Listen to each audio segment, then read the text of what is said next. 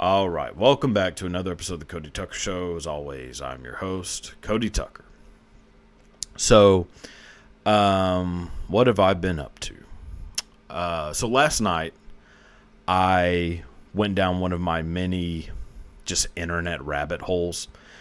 Typically, my internet rabbit holes involve conspiracies, JFK assassination, moon landing, cryptozoology, lots of, the Mothman.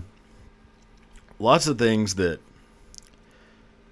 if you were to look at me, you would probably assume that are things I would... Like, if somebody saw me walking around Walmart, they would say, yeah, he probably knows more about Mothman than the average person. And you would be right. Not necessarily something that I'm proud of, but it's reality. So I kind of went a little bit of a different route last night. So last night, I was up till about 4 in the morning watching music videos from the 90s, which I do that quite often as well. Usually starts off with, childhood favorites, Limp Bizkit, Marilyn Manson, Nine Inch Nails, Korn. A lot of music that is usually accompanied by the sound of tactical gear being strapped on. But last night, for whatever reason, I went down a George Michael rabbit hole. And boy, did it make me question some things. I mean, I think I came out the other end still heterosexual, which I guess, is a good thing, sort of. I don't know. It did, so, I came out unscathed. But it did make me realize. So I watched the George Michael Freedom video, I would say probably 15 times in a row. If you have not watched this music video, it to me is the greatest music video ever made. Like, just how it's shot, how it's, how it's filmed, cinematography, all this stuff. It is without a doubt, I think, the greatest music video of all time. But it's 100% got me realizing, because this video, which I believe came out in 1990, 91, it's basically like the top supermodels of the early 90s in a music video. Naomi Campbell, Cindy Crawford, Linda Evangelista, I think is one of them. Like, it's like, creme de la creme of early 90s supermodels. Which, I'm sure in the early 90s, people were like, God damn, George Michael's a lucky fella. Well, as we would find out later, probably not so interested. It was probably a very boring day on set for old George Michael.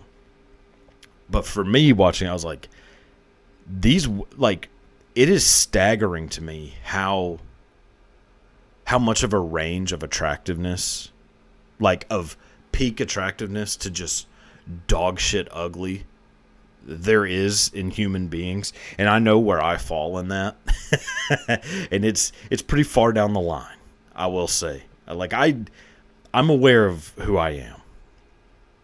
So I don't need to hear it in the fucking comments. Jesus Christ. No, I don't give a shit. But in reality, I know what I look like, and I know what my attractiveness level is, and like how shoved down it is on the grand scheme. But I want, like, if I watch a music video or if I see a magazine cover, that is what I want to. That's who I want to see. Like, so whenever I was watching this, I was like watching this music video, I was realizing, like, women in the 90s were so much hotter than women today. And I know that probably doesn't mean jack shit coming from somebody, somebody like me. But whatever, it's the truth.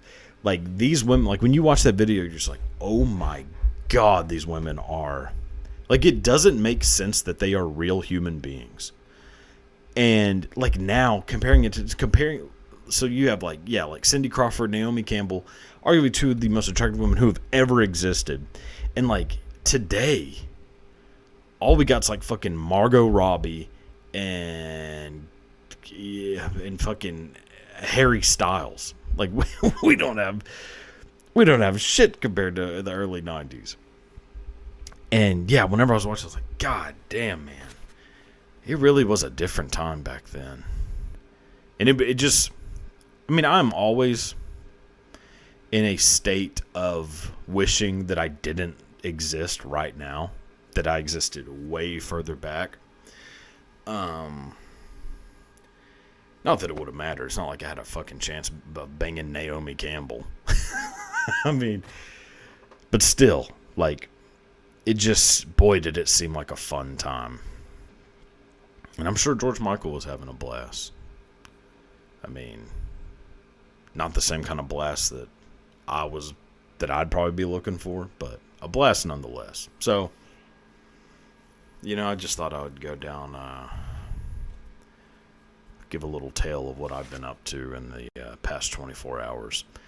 So, that's that part. I guess we should move on before I admit to anything worse. So, let's see. What do we got to talk about today? CMT has pulled Jason Aldean's controversial "Try That in a Small Town" video as singer defends divisive song. And I guess here's the quote from old Jason Aldean. "I have been accused of releasing a pro-lynching song. These references are not only meritless, but dangerous." Well, as someone who has a decent reading comprehension level,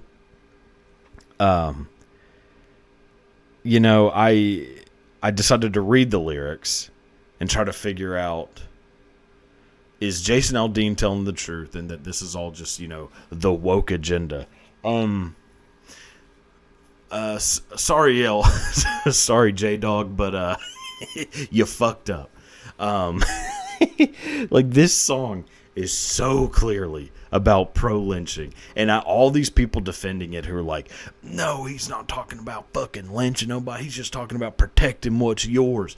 So Jason Aldean does not come from a small town, so we should probably get that straight first. Jason Aldean is from Macon, Georgia, which obviously ain't fucking Brooklyn, but it's pretty good sized town. It's not a town, for one. It's a city, which there is a difference.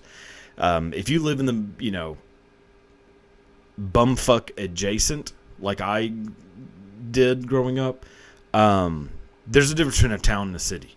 And I think it's all population based. So like towns, I think a town is anything like under 15,000 and a city's above that. I believe that's the number. I may be wrong about the number, but there is a separation between a town and a city. So Jason Aldean is writing songs for these fucking dumbasses who live in, and I probably shouldn't just generalize, but, until I find a fucking Nobel, a Nobel laureate who is also a modern day country music fan, then, I'll stand corrected at that point. I don't think Harvard has a lot of country music being blared out of the dorms. It's, that's more of a Bama type thing. I mean, you go to a dorm at the old house that Saban built, and you're going to be hearing this song blasting. And hey, and every community college below the goddamn Mason-Dixon line. Look, the song is 100% pro-lynching. And, defend it all you want, dickhead, but you this is what happens when you try to pander to people. You end up getting scoped out, and you end up getting exposed. Hillary Clinton did it when she went on that show and said that she keeps hot sauce in her purse. And everybody's like, you're a fucking liar. this is happening. This is gonna, this is the same thing's happening with this prick. Jason Aldean is not from a small town. He's from Macon, Georgia, a pretty big city, and currently lives in Nashville, Tennessee, a massive metroplex, not a small town. This motherfucker ain't hanging out in small towns. He's a millionaire who I'm sure lives in a fucking mansion. I'm sure is flying first class. If he's not flying private, that wasn't good. If he isn't flying private, like I'm sure, like Jason Aldean is not hanging out with poor people, not happening. Like he's, it just, and look, and I don't blame him. I wouldn't either. I currently, I would say, pretty destitute in a lot of ways. If I was if I had Jason Aldean's money, I would not be hanging out with poor people either. I get it. I'm right on board with you, dude. Like, you don't got to convince me. Like, I mean, if you got money and can, buy cool shit, why would you go hang out in a small town and, skip rocks and shit? Like, I would be such a fucking nightmare of a human being if I had Jason Aldean's money. So I kind of get it. But also, don't write songs about lynching people and then film a music video at the site of a famous lynching that happened not even that long ago.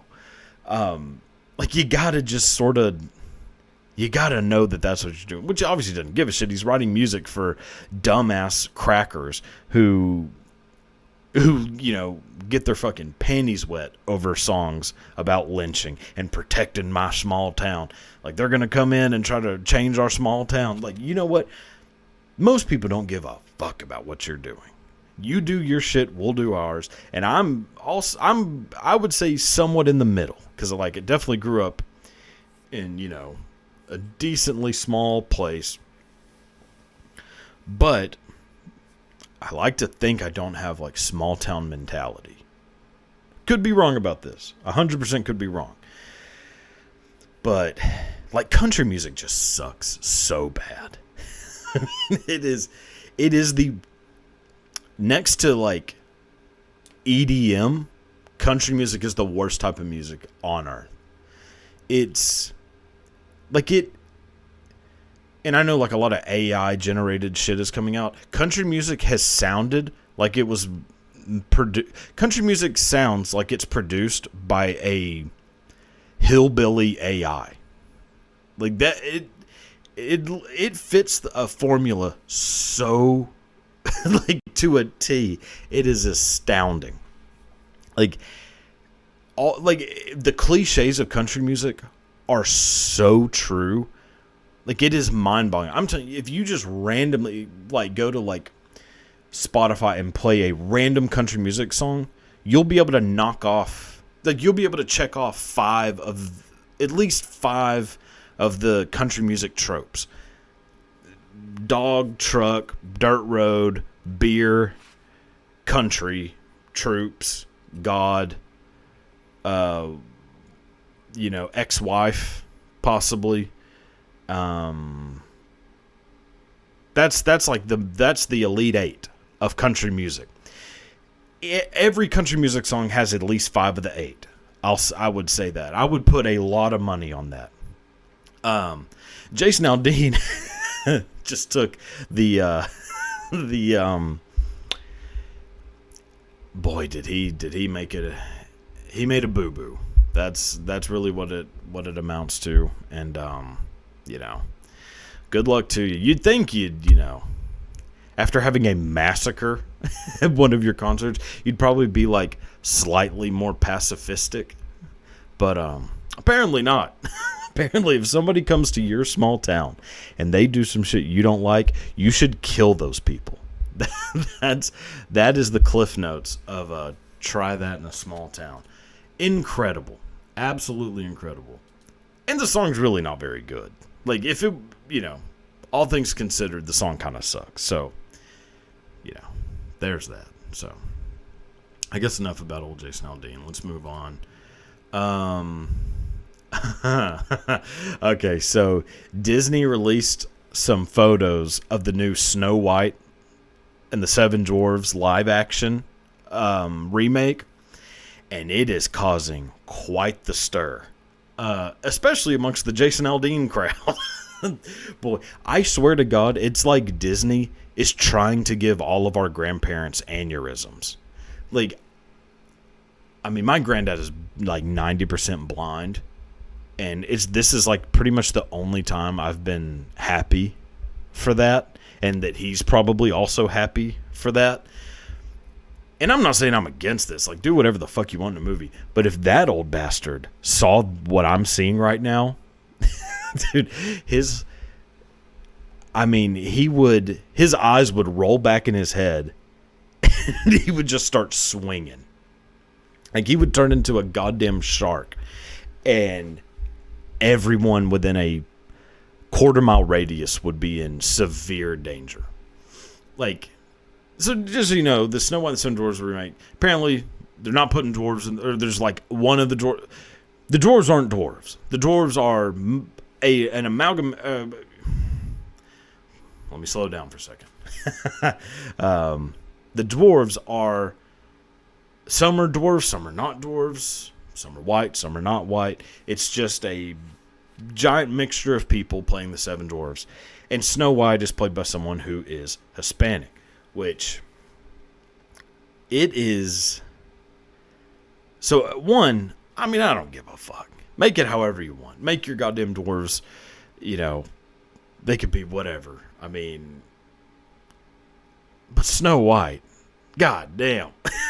They're taking everything from us. Jesus. No, this is incredible. And I only like this because it pisses people off so much. Like genuinely makes people so angry that Disney does this shit. Like, I mean, like, it doesn't matter.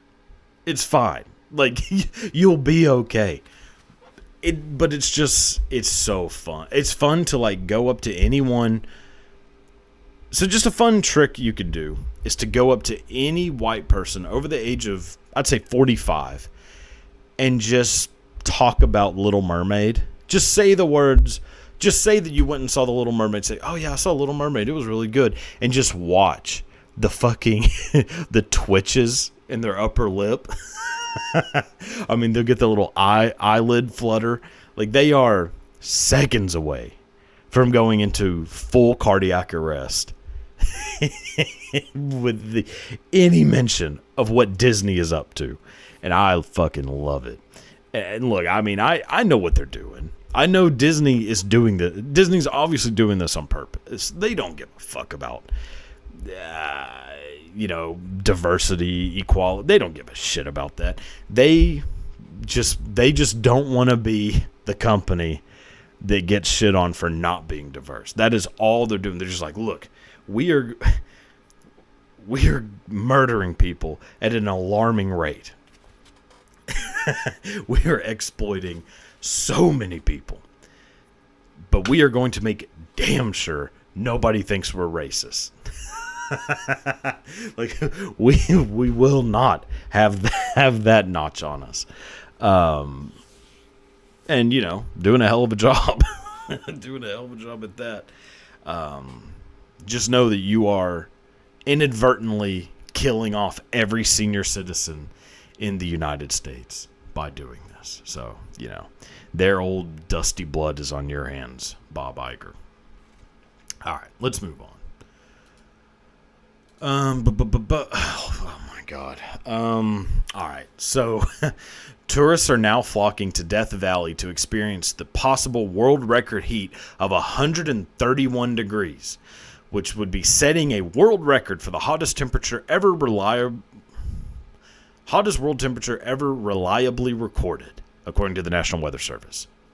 Now, looking through the pictures of the people who are touring Death Valley, look, if you did not see this pic, don't look at the picture. I will make sure the picture is not up right now. Guess what color the people are who are going to tour Death Valley to experience the 131 degree temperatures. Yeah, they're all white. This is only shit. Only a white person would turn global warming into a tourist destination. I mean, this is not good. I am no climatologist by any stretch of the imagination. But I feel like the hottest temperature ever recorded is not good. Dude, it's so fucking hot outside right now, and I am not in anywhere near Death Valley. I can't imagine 131 degrees. Look, there is no amount of money on earth that could get me to go to Death Valley to experience 131 degree temperatures. If I went, they would be breaking 2 world records that day. 1, for hottest temperature ever recorded. 2, for the most ball sweat ever produced by one human being.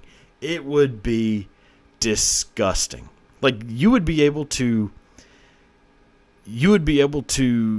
top an entire ballpark's worth of nachos with the amount of fucking gooch cheese that you'd be scraping off of my nether region. My God. I mean, have fun, but Jesus Christ, 131 degrees. You are out of your fucking mind. If it's over 65, I'm in stage 1 of heat stroke. Oh, Jesus Christ. Like, I sweat so much. It is alarming.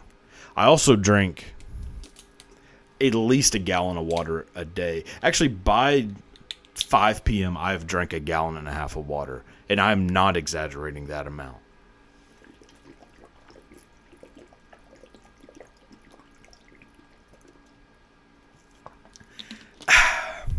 So yeah, that's crazy.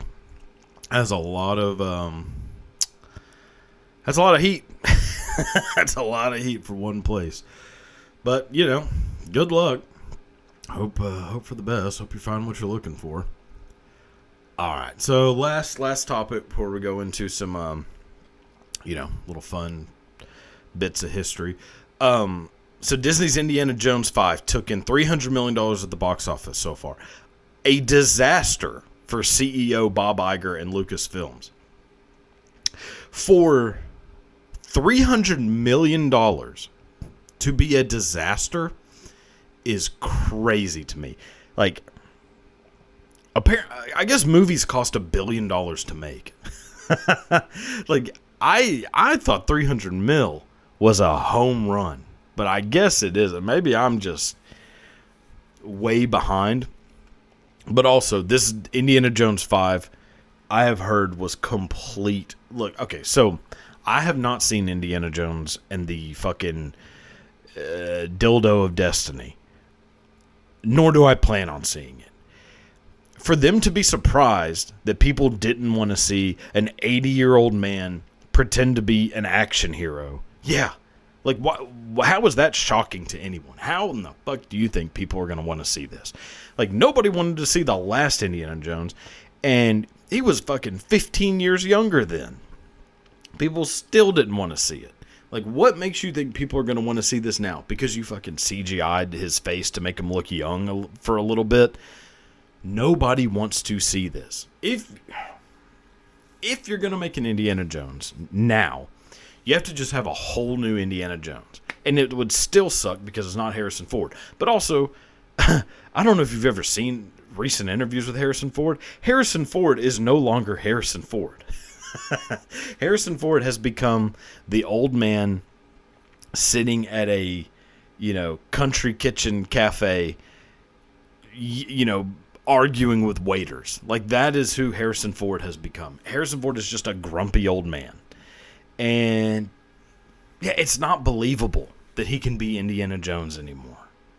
Because he is not actually Indiana Jones. It's like they think. I don't know. I don't get it. I don't know what the fuck why they do this shit. They continue to do this, but they do it. My God, fuck them. I'm so sick of that shit, of the nostalgia train for movies and TV, of just like we will not come up with something new. Like, we are just going to keep bloodletting every, beloved, movie, character, story, until it is just a lifeless fucking pulp. So, well, that's that. So, all right, time to move on. Talk about some shit. Go through some stories from history, entertainment. It's just interesting stories that people may or may not really know too much about. So, first one I'm going to talk about is Babe Ruth. Babe Ruth has been catching a lot of shit in recent years. Babe Ruth has been catching a lot of shit for being somebody that, people shouldn't think was as good as he really was, because he wasn't playing in today's baseball. That's bullshit. Babe Ruth, that's not how you compare people. You compare them based on their peers, not let's compare a baseball player from 100 years ago to today's baseball players. That's insane. You compare them to how good were they compared to all the other people of that time. When you do that, Babe Ruth was so much better than everybody in the MLB at the time. Babe Ruth, there was a season where Babe Ruth hit more home runs than the entire American League. Let me rephrase that. Jesus, God forbid I get one fucking fact somewhat wrong. There was a season where Babe Ruth hit more home runs than any single American League team combined. So all the players on that team, no team in the American League hit as many home runs as one player, George Herman Ruth, I believe. George Herman Ruth. Babe Ruth. No one, Babe Ruth hit 54 home runs in a season. And if you look at who, there was a season where Babe Ruth hit 54 home runs. If you look at the, other top people in the top 5 that year, it was 9, 7, 11, it was 7, 9, 11, 15, and then Babe Ruth 54. It is uncomparable. Babe Ruth was playing basically a whole other sport back in the day. Which, all of that goes to just to say, Babe Ruth was an absolute animal. So, when you look at pictures of Babe Ruth, you definitely aren't thinking, oh, this is one of the greatest athletes in American history. Babe Ruth, to be honest, I kind of look like Babe Ruth. I look like a young Babe Ruth, which is not a compliment for me or for him. Trust me. But Babe Ruth was a fucking madman. So when he was 7, got sent to an orphanage because he was basically hell-raising so much. Babe Ruth got into his first bar fight as a child. He was 7 years. So Babe Ruth was 7 years old when he got into his first bar fight. Yeah. And his parents basically dad was yeah, I can't fucking take care of this goddamn kid. Sent him to an orphanage. He ended up being a total hellraiser in the orphanage, but that's where he learned about baseball, which kind of helped out baseball. He also was just a massive drunk. Babe Ruth was typically hammered in most games and still out hitting the entire professional baseball, or all of professional baseball. He was out hitting any of them, and he was usually about 5 sheets to the wind while doing so. There was even a story that he was playing the Chicago White Sox in Chicago. was out in the bar before a game, which really just shows how different Major League Sports was back in the day. He was at a bar before a game, and the White Sox bartender the bartender in Chicago kept just pouring him drinks, like basically trying to get him fucked up, because he was like it's the only way that the Yankees are going to lose to the White Sox is if Babe Ruth is too hammered to play. So Babe Ruth is just downing, just going through shots. It was like something like 17 or 18 shots of alcohol, which is that's quite a bit. Goes out and still wins the game. Just, fucking cranks that ball. Hits fucking amazing. Yankees win the game. Had zero effect on him. Like, he basically left the bar still sober. Fucking wild. He was such a notorious drunk that during Prohibition, he had gangsters, like moonshiners and gangsters, would come personally deliver alcohol to his house because he was such a valued customer. I mean, not just because he was famous, but because he was buying so much fucking alcohol from these people. So Babe Ruth has this long career. He ends up getting cancer, gets super sick, writes this autobiography, and is kind of doing like a tour to show, to kind of help sell the autobiography. At one point, he went to the Yale University to kind of give a lecture on his biography, do like a little meet and greet and all this stuff. And he decided to meet the Yale baseball team. Like, that's where he wanted to do his presentation, was on the baseball field at Yale University. So he meets the baseball team, and he gives a signed copy of it to the captain of Yale baseball team. That captain was a young fella named George Herbert Walker Bush, who later became the 41st president of the United States. So, pretty fucking wild. I thought that was an interesting story about Babe Ruth.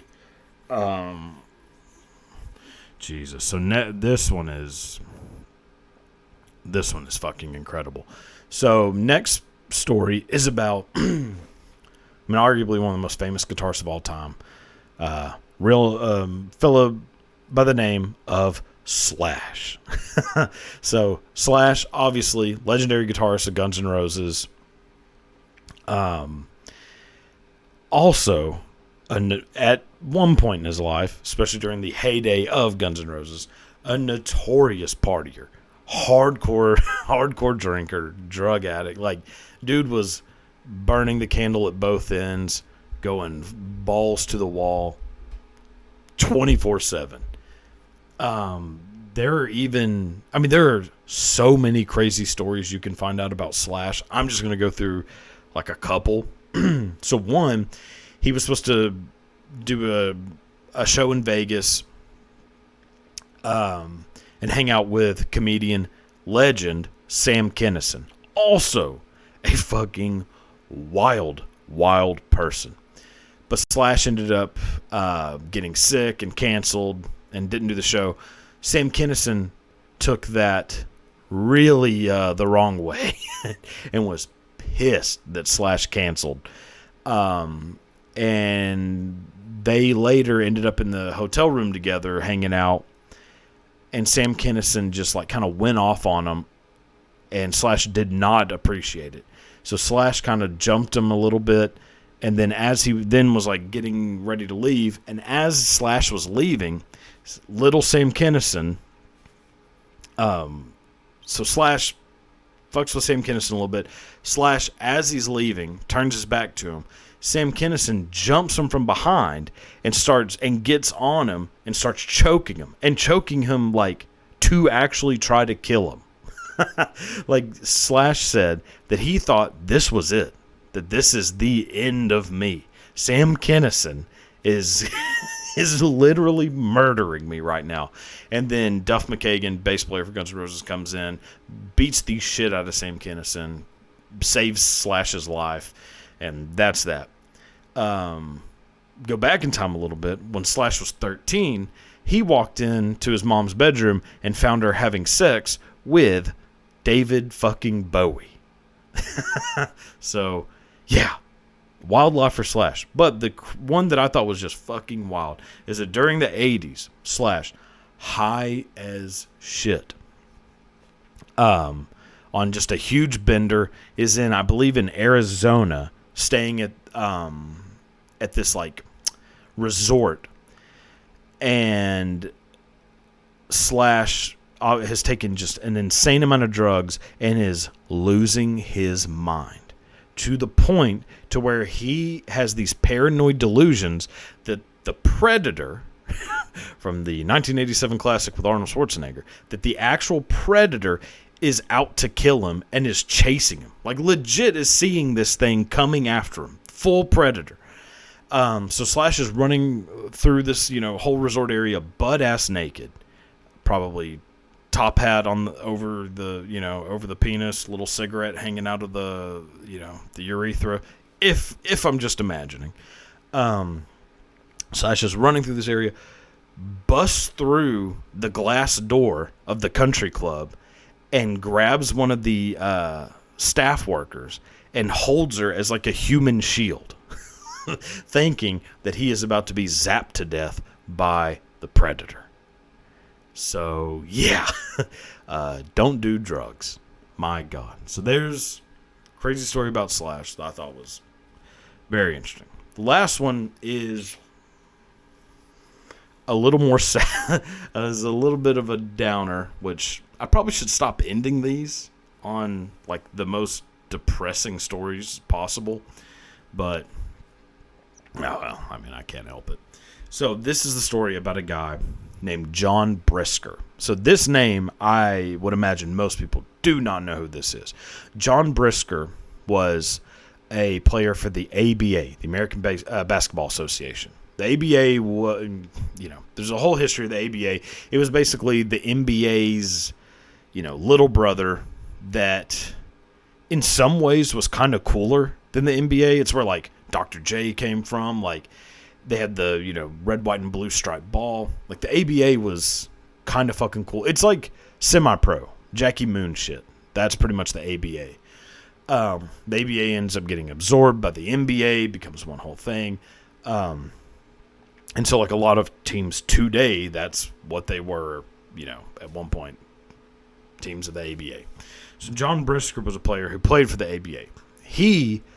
John Brisker, was a psychopath. He was 100% like the Latrell Sprewell of the 70s. Just choking people out, beating the shit out of people. He also used to keep a gun in his locker and would, on occasion, get real angry at a teammate and threaten to go get gun out of the locker and kill teammate. And there was even a time where he got into an argument with one of his teammates, went to go get the gun out of his locker. Teammate goes to his locker, gets the gun out of his locker, and they show up on the court, guns pointed, and we're like, oh shit, you have a gun? Like, John Brisker was not expecting this fucker to come back with a gun. So it was like, God damn it, all right. Puts guns up, and then they just, go back to, doing drills. So John Brisker, also a massive cocaine addict. Actually, if you go back and look at basketball in the 70s, there is a staggering amount of cocaine use in the NBA, ABA of the 70s. It is really shocking. John Brisker, 100%, is one of these people. Like, just a loose cannon. So, you might be wondering, well, what happened to John Brisker? Is John Brisker still alive? What happened to no one knows. So, John Brisker ends up getting invited by Ugandan warlord dictator Idi Amin to come visit the country of Uganda. Idi Amin was, you could go down a real sad, fucked up rabbit hole on Idi Amin. Idi Amin is a monster of a human being. Was a monster of a human being. A big old bastard. If you want some sort of idea, just watch The Last King of Scotland. Forrest Whitaker is Idi Amin, and it does a pretty good job at showing just how much of a complete psychopath Idi Amin was. John Brisker gets invited to come hang out with Idi Amin. John Brisker being just so fucked up on coke and in general probably not the best decision maker. Decides, sure, I'll go hang out with Idi Amin. Goes to Uganda and is never seen again. No one knows. I mean, there's a ton of rumors of what happened to John Brisker. Like, you can, if you want to Google and try to find, you can find all different kinds of things of like, oh, he was put in prison and died in prison, or he was executed by Idi Amin, or executed by just random Uganda. Like, you can find, or he's lived. I even read like some people think he's living in Uganda still, like hanging out, like he, just kind of set up a place for himself in Uganda. The most likely thing, what most people kind of draw their conclusion to, is that he was killed by Idi Amin. Is that at some point he must have done something that Idi Amin did not like, which, with all I've read about Idi Amin, it could have been, he could have like sneezed at the wrong time and Idi Amin pulled a gun out and killed him. Like, who knows what happened? But that is the kind of consensus argument, is that he went to Uganda from request by Idi Amin, was hanging out with the dictator of Uganda, did something he didn't like, and was murdered for it. And, well, not a whole lot you could do about that. So, let that be a message that if you are ever invited to hang out with a dictator, if you are a basketball player ever invited to hang out with the dictator of a country, not that that's ever happened again, but if you are, you should probably turn down the request. So, that's that. But all right, so that'll do this episode. Be sure to share with a friend, all that good stuff. Subscribe. I am gonna release like a merch store, like open up a merch store pretty soon. Links will be put, all over the old socials for that. So buy a fucking t-shirt. Help me, rise out of poverty. And, don't try that in a small town. So, goodbye.